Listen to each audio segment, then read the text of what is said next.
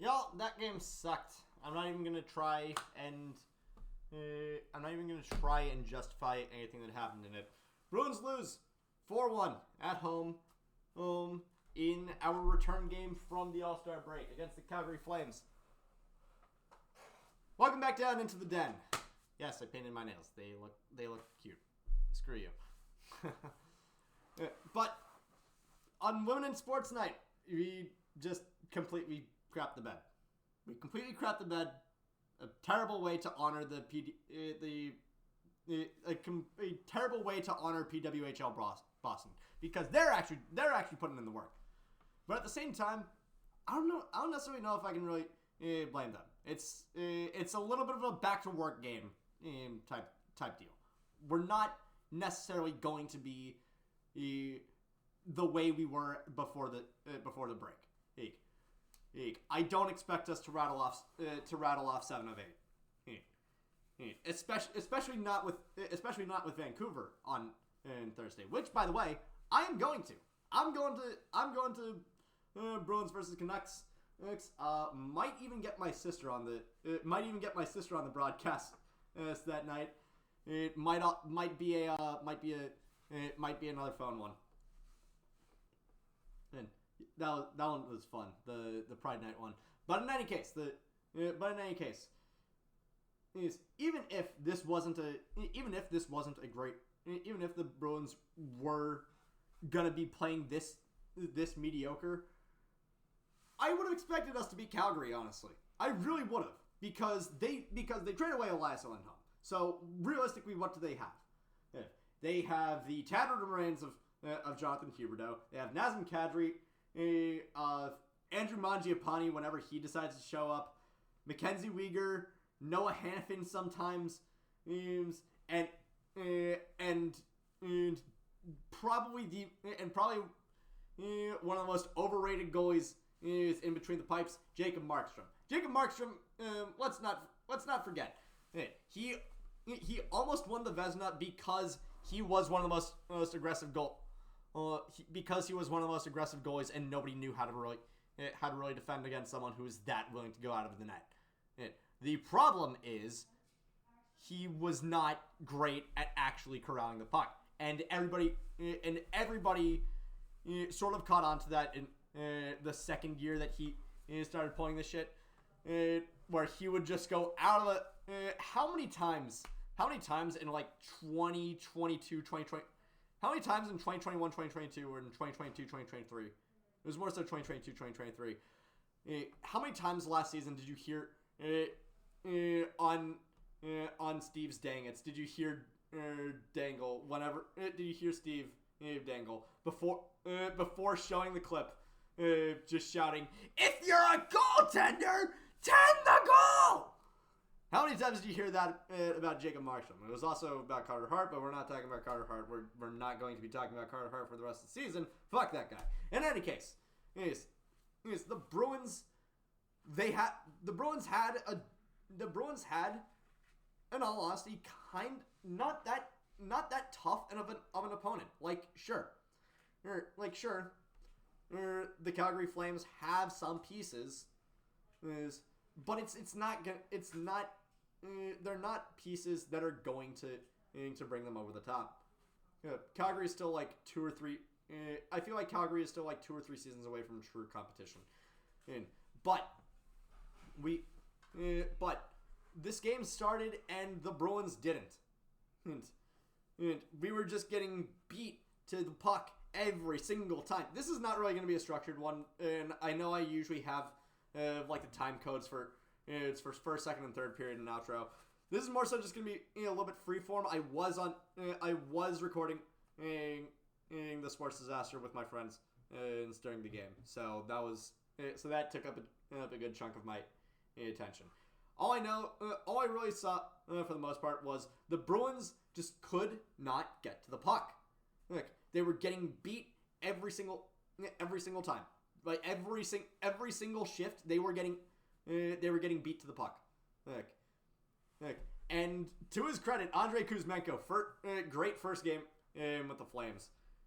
And honestly, I feel like if he keeps that up, that trade is probably gonna end up a little bit better for that trade might end up being better for Calgary than it ends up being for Vancouver. I mean, sure, Andrei Kuzmenko is not an insane talent.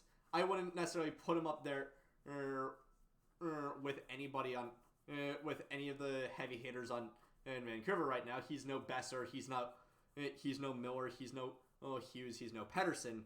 But he's still a valuable asset. So for a first game from him, good job. I know Lindholm scored 2 power play goals tonight, but speaking of power play, the Bruins gave up. The Bruins allowed quite a few of them, which probably the most frustrating part of the Bruins being this way.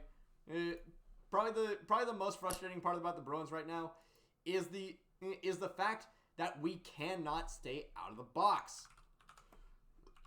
Like, hold on. I'm sorry. I'm going through ESPN on this one. In the third period, we take like penalty minutes. We get 22. Yes. We get 22, and Calgary gets 23. Now, sure. Bruins had to not the Bruins. Both teams had basically offsetting game misconducts. Martin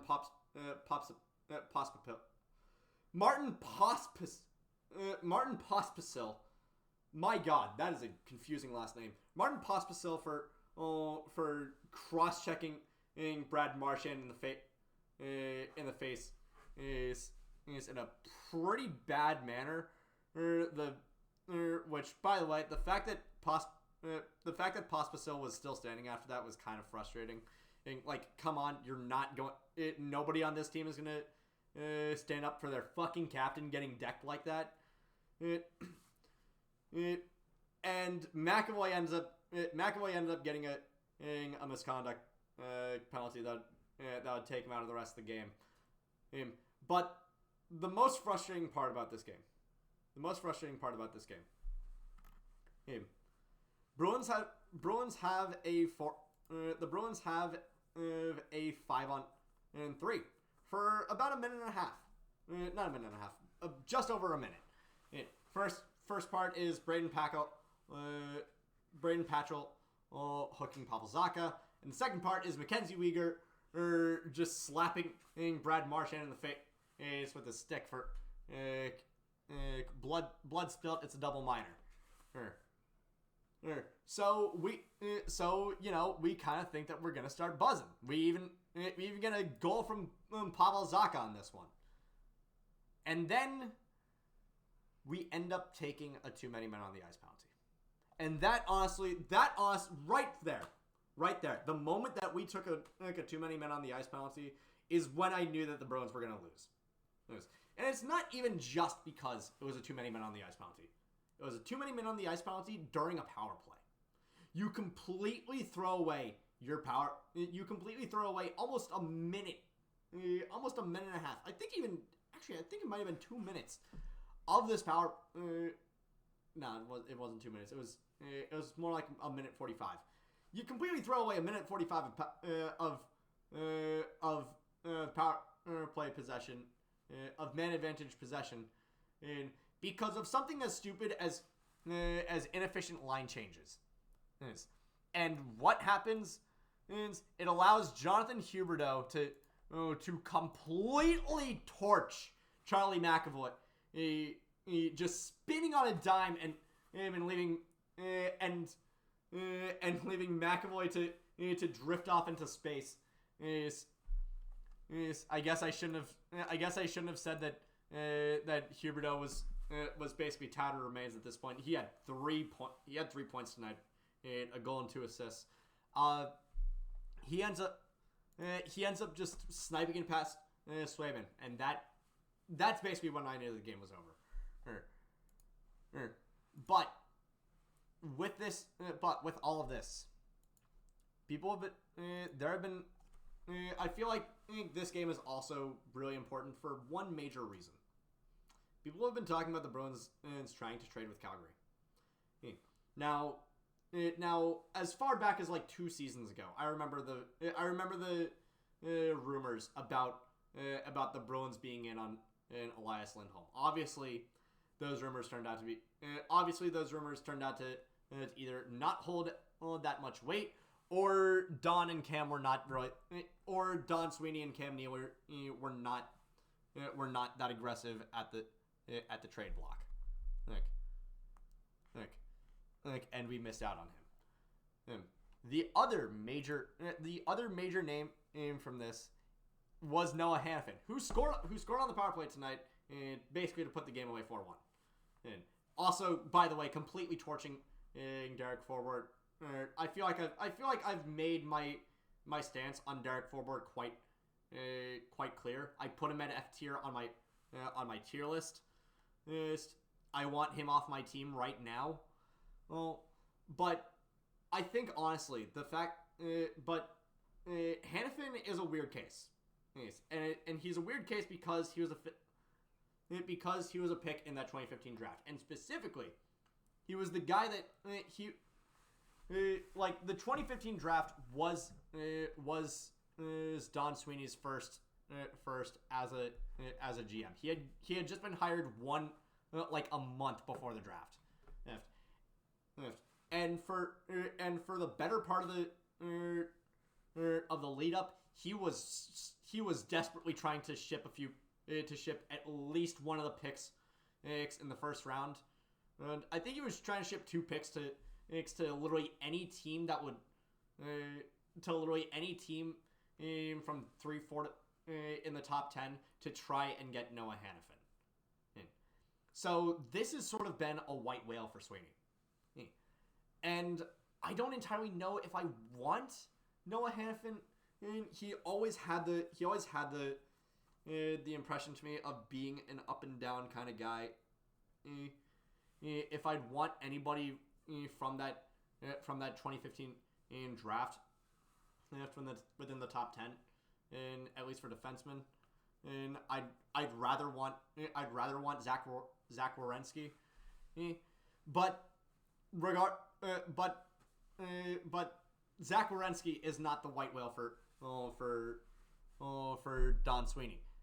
Noah Hanifin is, and I think honestly this game more than anything showed that because of how bad Derek Forbort was.